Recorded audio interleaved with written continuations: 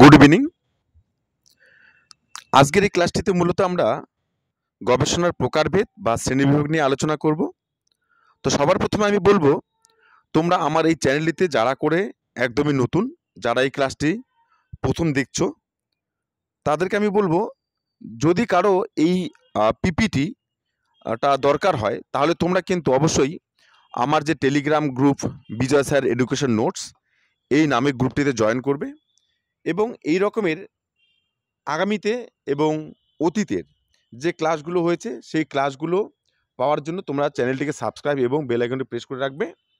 তাহলে আজকে আমরা আমাদের আলোচনার বিষয় শুরু করি। তো প্রথমেই হচ্ছে গবেষণার প্রকারভেদ। এবার এই গবেষণার প্রকারভেদ নিয়ে যারা করে কলেজে পড়ছো, অনার্সে এবং এমএতে পড়ছো, তো তোমরা কিন্তু একটু কনফিউজ হয়ে যাও বা একটু তোমরা দ্বন্দ্বে পড়েই যাও যে আমরা কোয়ালিটেটিভ, কোয়ান্টিটেটিভ এরকম একাধিক বা হিস্টোরিক্যাল, ডেসক্রিপটিভ, সঙ্গে হচ্ছে এরকম বেসিক বা ফান্ডামেন্টাল, অ্যাপ্লাইড অ্যাকশন এরকম। তো সেই জায়গাতে আমি সবার প্রথমেই বলবো যে এই যে গবেষণার যে প্রকারভেদ বা শ্রেণীবিভাগ, এটা মূলত গবেষণা পদ্ধতি কোন দৃষ্টিভঙ্গিকে সামনে রেখে বা কোন লক্ষ্য বা উদ্দেশ্যকে সামনে রেখে পরিচালিত হয় এবং গবেষক সেই তার গবেষণা কাজটিকে কোন দৃষ্টিভঙ্গি নিয়ে এগিয়ে নিতে চান বা কোন পদ্ধতির মাধ্যমে এগিয়ে নিতে চান, এই যে লক্ষ্য, উদ্দেশ্য এবং পদ্ধতির দৃষ্টিভঙ্গি, হ্যাঁ, তো এই এবং তাদের ক্ষেত্র, এর পরিপ্রেক্ষিতেই কিন্তু এই গবেষণাকে মূলত আমরা তিনটি ভাগে ভাগ করতে পারি বা করা যায়।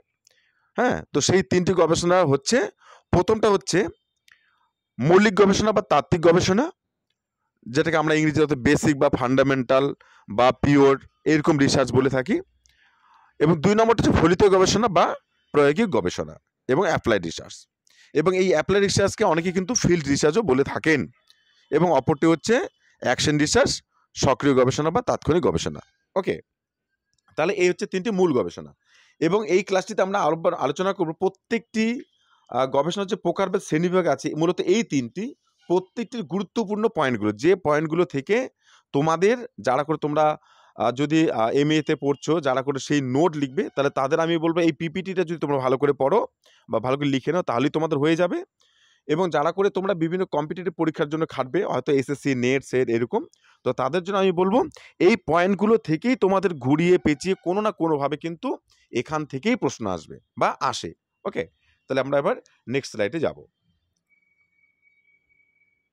তো প্রথমটা হচ্ছে মৌলিক গবেষণা বা তাত্ত্বিক গবেষণা কাকে বলে বা সেটা বলতে আমরা কি বুঝবো।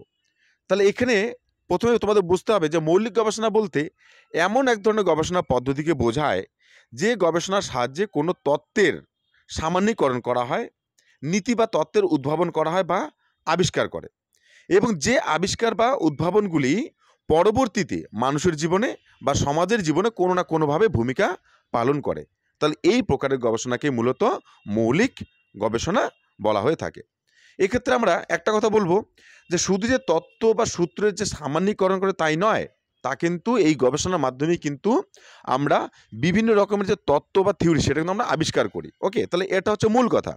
ওকে, এবং এই যে গবেষণাটা যে আছে, এই গবেষণার নাম যদি আমরা বলি যে স্যার মৌলিক কেন, তাহলে এখানে একটা কথা মাথায় রাখবে যে আমাদের ব্যক্তি মানুষ তথা সমাজ জীবনের একাধিক এমন মৌলিক বিষয় আছে যে মৌলিক বিষয়গুলোকেই গবেষণার সমস্যা হিসেবে চিহ্নিত করা হয় এবং সেই গবেষণার সমস্যা নিয়েই গবেষণা করে কোনো না কোনো একটা তত্ত্ব, কোনো না একটা কোনো পদ্ধতি, কোনো না কোনো একটা কিন্তু সূত্র বা নীতি উদ্ভাবন করা হয়। এই জন্যই এই গবেষণাটির নাম হচ্ছে মৌলিক গবেষণা। আর এই মৌলিক গবেষণাটির মূল বৈশিষ্ট্যই হচ্ছে কোনো তত্ত্ব আবিষ্কার করা, কোনো তত্ত্ব বা নীতি বা সূত্রকে সামান্যীকরণ করা ইত্যাদি। ওকে, মৌলিক গবেষণার বৈশিষ্ট্য। তাহলে মৌলিক গবেষণা যে আছে, এই মৌলিক গবেষণার সংজ্ঞা থেকে আমরা অনেকগুলো বৈশিষ্ট্যর একটু ধারণা পেয়েছি। তো সেই বৈশিষ্ট্য বা ধারণাগুলোকে আমরা কিভাবে দেখব, সেগুলো এখানে কয়েকটি বৈশিষ্ট্যকে দেখানোর চেষ্টা করেছি। তো মৌলিক গবেষণার গুরুত্বপূর্ণ বৈশিষ্ট্য কি?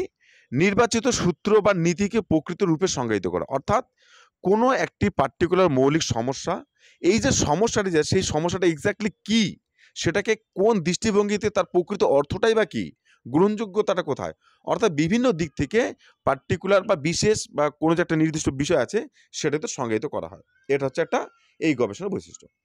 দুই নম্বর কি? সর্বদাই কোনো না কোনো তত্ত্ব, সূত্র, নীতি ইত্যাদি উদ্ভাবন করে। তাহলে এই মৌলিক গবেষণার কাজই বা মূল উদ্দেশ্যই হচ্ছে কোনো না কোনো তত্ত্ব, নীতি, সূত্র ওটাকে আবিষ্কার করা বা উদ্ভাবন করা। ওকে? তারপরের বৈশিষ্ট্য কি ৩ নম্বর? সবসময় কোনো তত্ত্বের বা সূত্রের বা নীতির সামান্যীকরণ করে। অর্থাৎ কোনো একটি নীতি বা সূত্র যেটা হয়তো পূর্বে আবিষ্কৃত হয়ে গেছে, সেটাকে আরও কিভাবে ব্যক্তি মানুষ বা শিক্ষার্থী জীবন বা সমাজ জীবন সেটাকে আরও ভালোভাবে আ উপযোগী করে তুলবে। ঠিক আছে? তো সেই জন্য সামান্যীকরণ বা জেনারেলাইজেশন করাই হচ্ছে এই তত্ত্বের বা এই গবেষণার মূল বৈশিষ্ট্য। তারপরের একটা অন্যতম বৈশিষ্ট্য কি? এই গবেষণার মাধ্যমে কঠোর নিয়ন্ত্রিত পদ্ধতিতে ভিত্তি করে নমুনা সংগ্রহ করা হয়। অর্থাৎ এখানে আমরা অ্যাপ্লাইড রিসার্চের ক্ষেত্রে যতটা আ সাধারণ পদ্ধতিতে বা নমনীয় পদ্ধতিতে আমরা তথ্য সংগ্রহ করব, তার থেকে কিন্তু অনেক বেশি কঠোর এবং নিয়ন্ত্রিত অর্থাৎ স্ট্রাকচারড একটা সায়েন্টিফিক বা একটা সিস্টেমেটিক মেথডকে অ্যাপ্লাই করার পর কিন্তু সেখানে তথ্য সংগ্রহ করা হয় এবং এখানে যে তথ্যের বিশ্লেষণ করা হয়, সেই তথ্যের বিশ্লেষণের ক্ষেত্রেও কিন্তু একটা কঠিন, একটা কঠোর, একটা স্ট্রাকচার, একটা সিস্টেমেটিক একটা পদ্ধতিকে কিন্তু গুরুত্ব দেওয়া হয়। অর্থাৎ এখানে কিন্তু সাধারণ দৃষ্টিকোণ থেকে কিন্তু তথ্যের বিশ্লেষণও করা হয় না। এবার এই গবেষণার ক্ষেত্রে একটি গুরুত্বপূর্ণ বৈশিষ্ট্য হচ্ছে কি, যে গবেষকেরা এই গবেষণা করেন তারা কিন্তু তাদের মূল উদ্দেশ্য বা তাদের মূল বিষয়কে বা গবেষণার সমস্যাকে সামনে রেখে নিজের মতো করেও কিন্তু গবেষণার ডিজাইন বা রিসার্চ ডিজাইনটা কিন্তু করে থাকেন বা গবেষণার নকশাটি করে থাকেন। তাহলে এটিও কিন্তু আরেকটা গুরুত্বপূর্ণ বৈশিষ্ট্য। এই মৌলিক গবেষণার আরেকটা বৈশিষ্ট্য কি, এটি অবশ্যই উন্নত কৌশল এবং বিশেষ অভিজ্ঞতাধর্মী গবেষণা। অর্থাৎ এখানে প্রত্যেকটি গবেষণাই অভিজ্ঞতাধর্মী, প্রত্যেকটি গবেষণাই বিশেষজ্ঞধর্মী। কিন্তু এই যে আ বেসিক বা মৌলিক বা ফান্ডামেন্টাল যে রিসার্চ আছে এটির ক্ষেত্রে কিন্তু শুধু অভিজ্ঞ হলে হবে না, সেই অভিজ্ঞতাকে অবশ্যই অনেক বেশি অভিজ্ঞ হতে হবে এবং বিশেষজ্ঞধর্মী হতে হবে। তবেই কিন্তু তারা কিন্তু এই গবেষণাটিকে করতে পারবে। যাদের হয়তো পদ্ধতি সম্পর্কে প্রচুর জ্ঞান আছে, অভিজ্ঞতা আছে, সেই বিষয়টি সম্পর্কে অনেক জ্ঞান আছে, তারাই কিন্তু এটা সম্পর্কে করতে পারে। নাহলে কিন্তু করতে পারবে না। যেমন এখানে এর পরের আ আ বৈশিষ্ট্য সেখানে কি বলা আছে? যে নিত্যদিনের সমস্যাকে সমাধান করার জন্য আমরা কিন্তু ফান্ডামেন্টাল রিসার্চ কিন্তু করি না। অর্থাৎ আমাদের শ্রেণীকক্ষের সমস্যা বা আমাদের সমাজের কোনটা সাধারণ সমস্যা, এই সমস্ত সমস্যা নিয়ে কিন্তু আমরা কিন্তু এই যে মৌলিক বা ফান্ডামেন্টাল রিসার্চ এটা কিন্তু আমরা করি না। ওকে? এর পরেরটা হচ্ছে কি? সর্বজনীন করার উদ্দেশ্য। অর্থাৎ এই যে আমি যেটা সংজ্ঞার ক্ষেত্রে বলেছিলাম যে কোনো একজন ব্যক্তি মানুষের যদি বা একটা সমাজে মৌলিক যেটা সমস্যা আছে, সেই মৌলিক সমস্যা বা মৌলিক বিষয়কে যখন এই একটা সামান্যীকরণ করার জন্য বা সামান্য যাতে সবার কাছে গ্রহণযোগ্য হয়, এই উদ্দেশ্যেই কিন্তু এই গবেষণার মাধ্যমে কোনো তত্ত্ব, সূত্র বা নীতি আবিষ্কার করার চেষ্টা করা হয়। ওকে? তাহলে এই গবেষণার অপর একটা বৈশিষ্ট্য হচ্ছে সার্বজনীন করার উদ্দেশ্য বা সার্বজনীন করা। ওকে? এবং এই যে গবেষণা যদি আমরা বলি যে এই গবেষণাগুলোর কয়েকটা উদাহরণ, তাহলে আমরা এটা বলতে পারি যে আমাদের যেমন শিক্ষা বিজ্ঞান আছে, শিক্ষা বিজ্ঞানের ক্ষেত্রে মনোবিজ্ঞানের বিভিন্ন পার্ট আছে বা বিভিন্ন বিষয় আছে। যেমন হয়তো শিখন, আ শিখন থিওরিস এটা, হ্যাঁ? তারপর হচ্ছে অথ আ আমাদের যে শিশুদের বেড়ে ওঠার যে একটা কৌশল, হ্যাঁ? এটা। তারপর হচ্ছে লার্নিং যেমন আচ্ছা, তো এই যে এইগুলো আছে মনোবিজ্ঞানের বিভিন্ন ক্ষেত্র। সঙ্গে হচ্ছে ল্যাবরেটরি বিভিন্ন বিষয় আছে। অর্থাৎ উন্নত ল্যাবরেটরি যেগুলো আছে, যেমন রসায়ন বিজ্ঞানের ক্ষেত্রে এটা এবং সমাজবিজ্ঞানের একাধিক এমন ক্ষেত্র আছে যেগুলো ক্ষেত্রে আমরা কিন্তু এই যে বেসিক যে রিসার্চ বা ফান্ডামেন্টাল এটাও কিন্তু আমরা করে থাকি। তাহলে এগুলো কিন্তু তাদের একটা উদাহরণ। ওকে? পরবর্তীতে ২ নম্বর হচ্ছে ফলিত বা প্রায়োগিক গবেষণা। তাহলে ফলিত বা প্রায়োগিক গবেষণা কি? তাহলে ফলিত বা প্রায়োগিক গবেষণা বলতে বোঝায় কোনো নীতি বা সূত্রকে কিভাবে মানব কল্যাণে বা সমাজ কল্যাণে প্রয়োগ করা যায়, তার জন্য যে গবেষণা করা হয় তাই হলো ফলিত গবেষণা। অর্থাৎ আচ্ছা, সঙ্গে এটাও বলা যেতে পারে যে মৌলিক গবেষণার দ্বারা যে সকল নীতি বা সূত্র বা তত্ত্ব আবিষ্কার করা হয় সেগুলোকে মানব জীবনে অর্থাৎ মৌলিক গবেষণা বা ফান্ডামেন্টাল রিসার্চ বা বেসিক রিসার্চের মাধ্যমে বা উন্নত গবেষণার মাধ্যমে যে সমস্ত নীতি সূত্র ইত্যাদি আবিষ্কার করা হয়, সেগুলোকে আমরা আমাদের সমাজ জীবনে বা ব্যক্তি মানুষের জীবনে বা শিক্ষার্থীদের জীবনে বা শ্রেণীকক্ষে বা শিক্ষার ক্ষেত্রে কি করে আরও উন্নতভাবে, আরও উপযোগীভাবে আমরা প্রয়োগ করতে পারবো, এই উপযোগীভাবে বা উন্নতভাবে প্রয়োগ করার যে কৌশল বা সূত্র বা গ্রহণযোগ্যতা, এটা জানার জন্য যে গবেষণা করা হয়, তাকেই কিন্তু আমরা বলতে পারি ফলিত গবেষণা বা প্রায়োগিক গবেষণা। ওকে? ফলিত বা প্রায়োগিক গবেষণার বৈশিষ্ট্য। তাহলে এই যে ফলিত বা প্রায়োগিক গবেষণার বৈশিষ্ট্য কি? এই গবেষণাটির বিশেষ বৈশিষ্ট্য হচ্ছে বিশেষ কোনো সমস্যার সমাধান করার জন্য, অর্থাৎ শিক্ষাক্ষেত্রে পরিচালনা, শিক্ষার ক্ষেত্রে হয়তো শিক্ষক শিক্ষা করবে, শিক্ষা দেবেন বা টিচিং দেবেন। সেক্ষেত্রে যদি কোনো সমস্যা দেখা দেয়, তাহলে সেই সমস্যার সমাধানের জন্য, বা শিক্ষার্থীরা হয়তো পড়াশোনা করছে না কেন, বা পড়াশোনা করতে পারছে না। তো এইরকম এইরকম যে কিছু সমস্যা, এই সমস্যাগুলোর বিশেষ কোনো সমস্যার সমাধানের জন্যই কিন্তু আমরা এই গবেষণা করে থাকি। ২ নম্বরটা কি? প্রায়োগিক গবেষণা কোনো একটি নীতি বা সূত্র বা তত্ত্বকে কিভাবে আরো উন্নতভাবে উপযোগী করা যায় তার জন্য এটা। অর্থাৎ আমরা প্রায়োগিক গবেষণার মাধ্যমে দেখব, যদি আমরা ধরি যে প্যাভলভের যে কন্ডিশনিং থিওরি, সেটাকে যদি ভাবি যে সেটা হচ্ছে একটা আ আমাদের বেসিক বা ফান্ডামেন্টাল রিসার্চ, তাহলে সেই নীতি বা সেই শিখনের সূত্রটাকে আমরা কিভাবে আমাদের শিশুদের ক্ষেত্রে বা আমাদের শিক্ষার্থীদের ক্ষেত্রে প্রয়োগ করে তাদের শিখন মাত্রাকে, তাদের আচরণকে পরিবর্তন করব। তাহলে এই পদ্ধতিটা আবিষ্কার করার জন্যই কিন্তু এই যে গবেষণা বা ফলিত গবেষণা, প্রায়োগিক গবেষণা, এটা কিন্তু করা হয়ে থাকবে বা করা হবে। এটা তার একটা বৈশিষ্ট্য। এরপর কি বলছে? প্রায়োগিক গবেষণার মাধ্যমে ব্যবহারিক ক্ষেত্রে প্রকৃত সমস্যাকে জানার চেষ্টা করা। অর্থাৎ কোনো একটা কাজ করতে গিয়ে যদি কেউ কোনো একটা সমস্যার সম্মুখীন হয় বা কাজটি করতে পারে না, তো সেক্ষেত্রে কি সমস্যা এবং সমস্যার প্রকৃতিটা কি? এটা জানার জন্য কিন্তু আমরা কিন্তু এই গবেষণা করে থাকি, বা এই গবেষণার একটা উল্লেখযোগ্য বৈশিষ্ট্য। এরপর হচ্ছে কি ব্যবহারিক উদ্দেশ্য। অর্থাৎ আমরা কোনটা কাজ করব সেটার যে একটা ব্যবহার যাতে থাকে। অর্থাৎ যে গবেষণাটা করে বা ক কোনো একটা কাজের ক্ষেত্রে সে কাজটিকে আরো আমরা যে ব্যবহার করতে পারি, আমাদের জীবন যাপনকে, আমাদের সমাজ জীবনকে আমরা যে আরো সরল বা আরো উপযোগী করে তুলতে পারি, অর্থবহ করে তুলতে পারি, এই জন্যই কিন্তু এই গবেষণাটা করা হয়। এই জন্যই এখানে বলা হচ্ছে ব্যবহারিক উদ্দেশ্য। এরপর কি প্রায়োগিক গবেষণার অপরটি বৈশিষ্ট্য হচ্ছে কি? একটি কাজের ইতিবাচক বা নেতিবাচক দিক উদ্ঘাটন করা। অর্থাৎ কোনো একটি কাজ বা কোনো একটি তত্ত্ব আমরা বেসিক রিসার্চ করেছে। এবার সেটা আ আমাদের ক্ষেত্রে ভালো দিক নাকি খারাপ দিক? খারাপ হলে কোন দিকগুলো হবে, ভালো হলে কোন দিকগুলো হবে, এরকম কোনো একটা কিন্তু আমরা সত্যতা যাচাই করার জন্য বা ইতিবাচক নেতিবাচক দিক জানার জন্যও কিন্তু আমরা কিন্তু গবেষণা করে থাকি হচ্ছে এই গবেষণা। ওকে? তাহলে এটাও তার একটা গুরুত্বপূর্ণ বৈশিষ্ট্য। এরপর কি বলছে?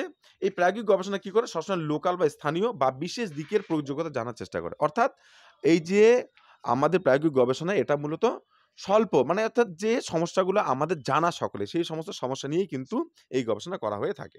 এরপর কি এরপরে বৈশিষ্ট্য কি? কোন সূত্র বা নীতি বা তত্ত্বের সুনির্দিষ্ট ব্যবহারিক দিক উদ্ঘাটন করা। অর্থাৎ কিভাবে আমরা একটা নীতিকে করে সঠিক একটা নিখুঁত একটা পদ্ধতির মাধ্যমে সেটাকে আমরা প্রয়োগ করতে পারবো, যাতে পরবর্তীতে আমরা যাতে কোনো সমস্যার সম্মুখীন না হয় বা সমস্যার মুখোমুখি না হই।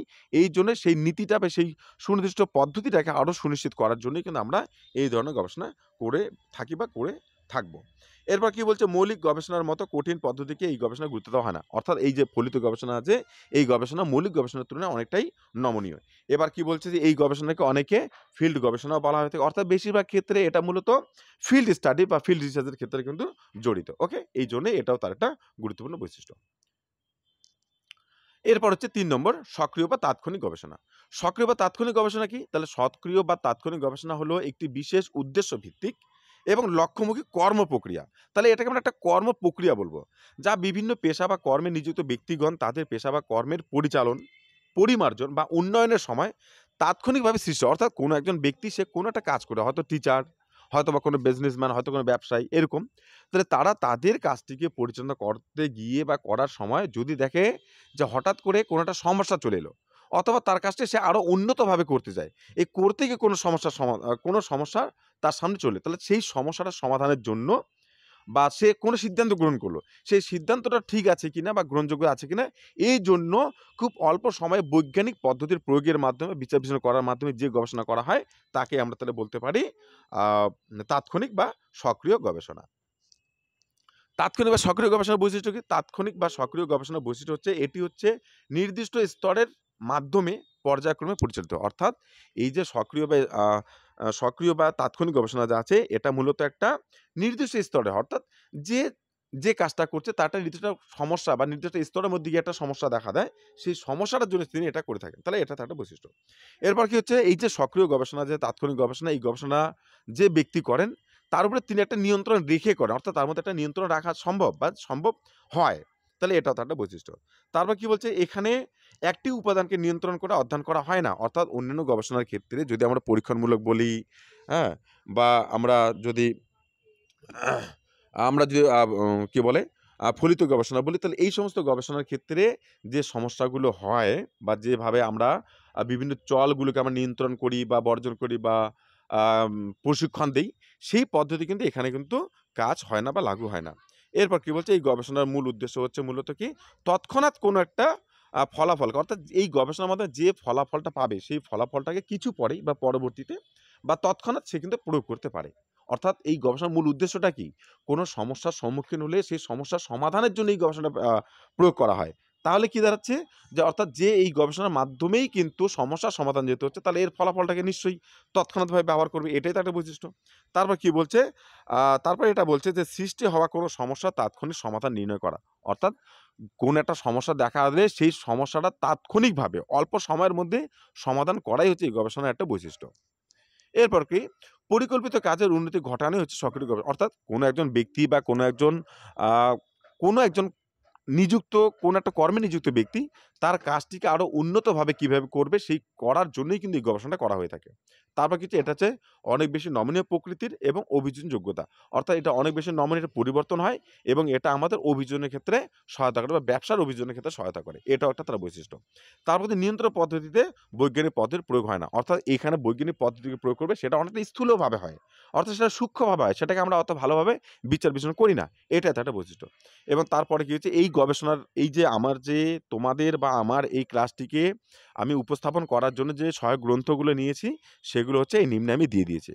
অর্থাৎ আজকের এই ক্লাসটি তোমরা যারা করে করছো, যাদের এই পিপিটি বা এই স্লাইডগুলো দরকার আছে বা এই নোটস দরকার আছে, আমি তাদের সবাইকে বলব তোমরা টেলিগ্রাম চ্যানেলে যাবে, গিয়ে তোমরা বিজয় স্যার এডুকেশন নোটস এটা নিয়ে লিখবে, অথবা আমি এই ক্লাসের যে ভিডিওটাতে দিয়ে দেব, সেই ভিডিওটির তোমরা একটা ডেসক্রিপশন বক্স দেখবে, ওখানে লিঙ্কটা দেওয়া থাকবে।